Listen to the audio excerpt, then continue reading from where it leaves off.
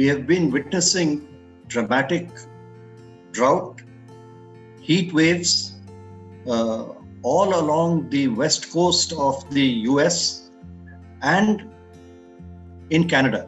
The United States in the south is relatively more used to high temperatures, but Canada has never seen temperatures above 45 degrees Celsius, getting close to 50 in many parts of California and the northern states of the US up the Pacific coast have been seeing these heat waves.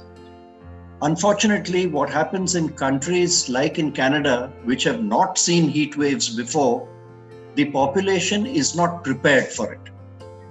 It most severely impacts the elderly and the general population because not enough homes have air conditioning.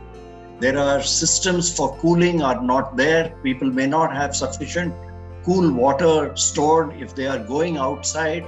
They are not used to the dehydration that accompanies heat waves like we are in this country. So it hits them particularly hard. And viewers may like to compare this with the heat waves seen in France and in Southern Europe about 5 or 7 years ago, where more than 4,000 people lost their lives, 80% of whom were above the age of 70 or 75 or so. These are definitely indications of advancing climate change. The heat waves have been accompanied by forest fires all up the Pacific coast of the US and in Canada. We've also seen fires in Cyprus this year in the Mediterranean, and we have seen unprecedented drought in California and along the western states of the US, all three happening together and all three clearly because of climate change.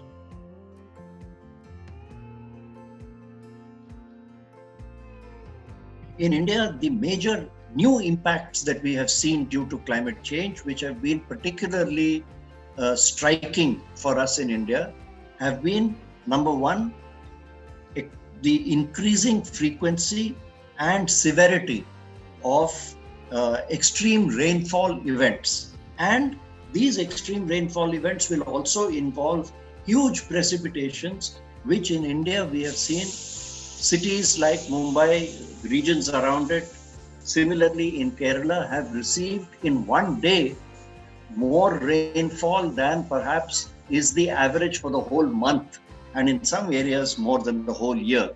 This is one phenomenon which we have seen recurring. The second is increasing tropical cyclones and severity. And what is striking is that the number of cyclones that are happening on the Arabian Sea side are increasing. We are used to in India cyclones during the monsoon and during the October-November season in the Bay of Bengal along Andhra, Orissa, Bengal coast. But this year and last year, we have seen cyclones hitting Kerala and having impact all the way up the Konkan to Maharashtra to Gujarat.